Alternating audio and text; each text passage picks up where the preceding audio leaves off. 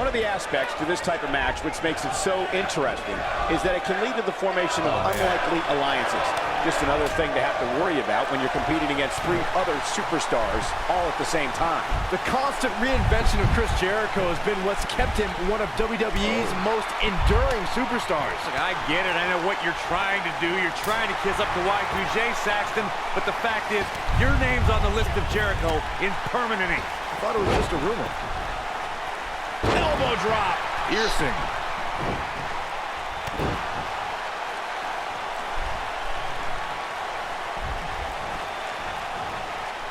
Oh, man, right to the arm. Hyperextend your elbow. He's on the defensive here. He's going to have to be careful. 3 guys he's in there with want this match just as much as he does. A crucial point in the match here, guys. He's got a target on his back now, and I wouldn't be surprised to see a 3-on-1 attack here. Belly-to-belly suplex. What a stomp. Good grief.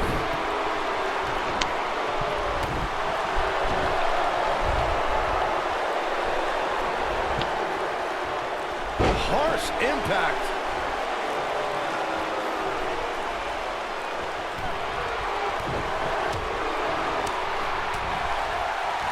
Oh, my God, what a forearm. Right to the jaw.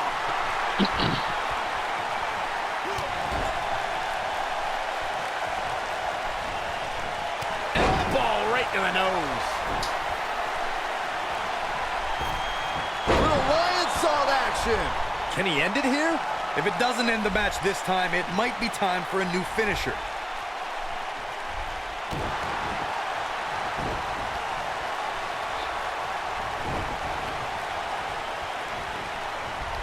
Here we go. Bonebreaker.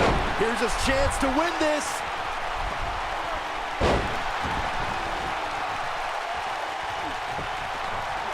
Ooh, right in the face. Destroyed. I don't know how much more of this he can take.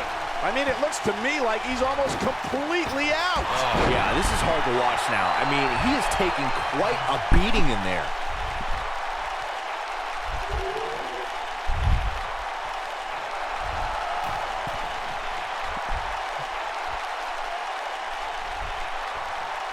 Well, it sounds like a question with no good answer to it, Corey, but I've got to ask, how do you beat somebody as dominant as Lashley? You got to get help.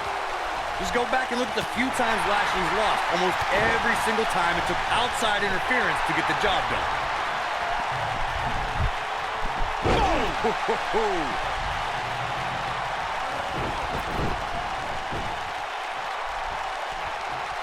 Jericho loves to talk trash. Oh, does he ever.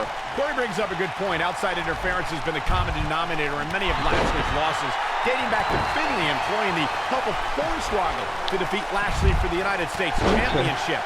And similarly, Mr. McMahon used help from multiple allies to steal Lashley's ECW title. Fortunately, the Dominator now has a manager who can run counter interference better than anyone in WWE. Deconstructing the knee there. Many times in a Fatal 4-Way match, we've seen superstars join forces for the moment in taking out a dominant entity. This could be someone like Big Show, The Undertaker, Kane, and Nia Jax as examples. When a superstar has that type of power and can be that dominant, competitors will put their differences aside in hopes of eliminating that force from the match.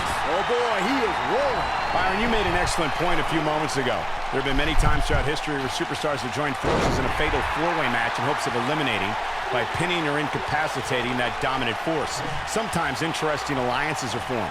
We saw that at the 33rd WrestleMania during the Raw Women's Championship match. We sure did, Michael. Nia Jax dominated Charlotte Flair, Bayley, and the Boss Sasha Banks in the early going.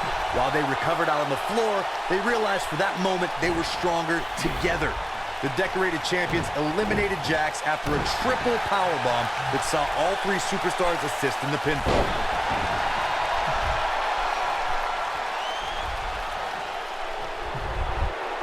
Longer display of power here.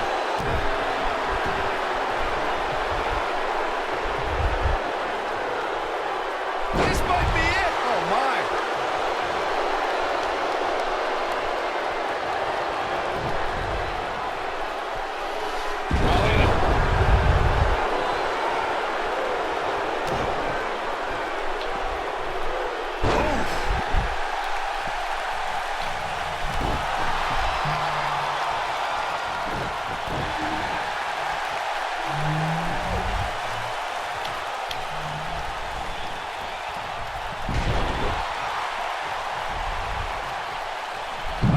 family just barely got out of the way.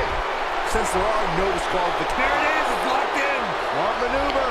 But he's running on fumes here. Does he have enough left in him to capitalize? Oh, bulldog! One-handed. He can turn it on in a hurry.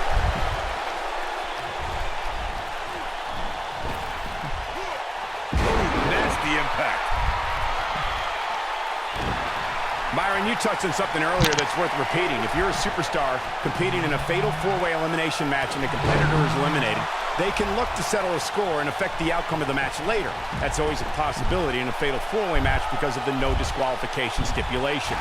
Michael, that's what I like to call an occupational hazard.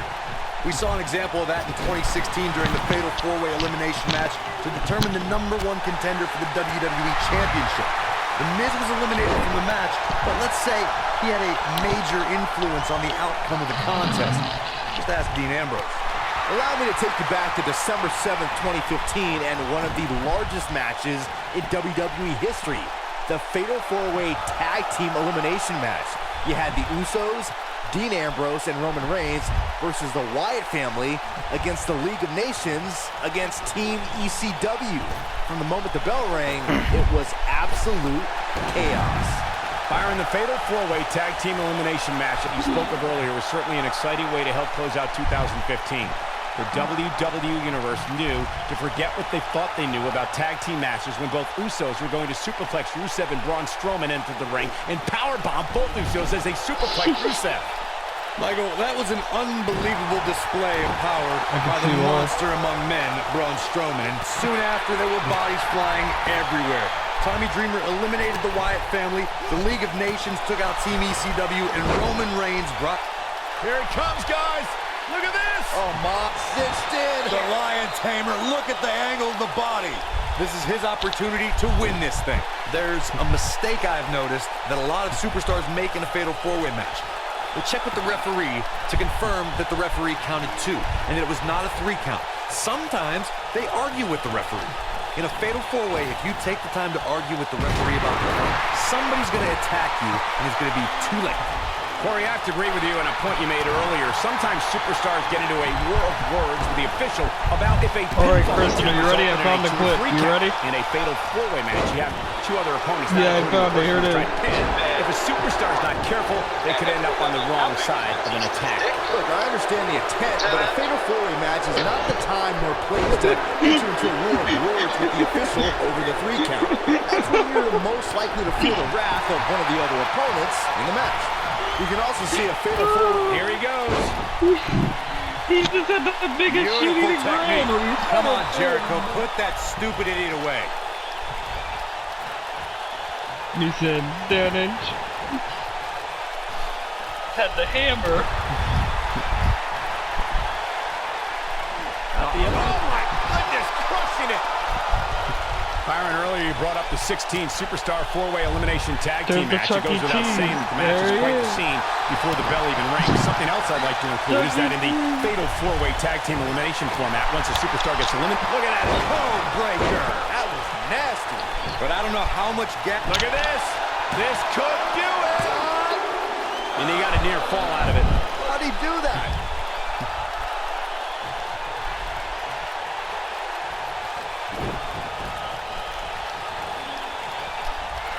This code breaker. This one is over. Hoping to end it here. This is it. No trouble kicking out of that one. He needs to change something fast, guys. He's making a statement here with this attack. He can turn it on in a hurry. The Lion Salt. That should do it. That changes everything. He knows he's in trouble. He's almost got him. On, he dodges out of the way. Buster! That's what he was looking for, Michael. How is Jericho going to remain alive? He'll find a way. Dodges that one. He wants it one more time. Ooh! That might have done it, Cole.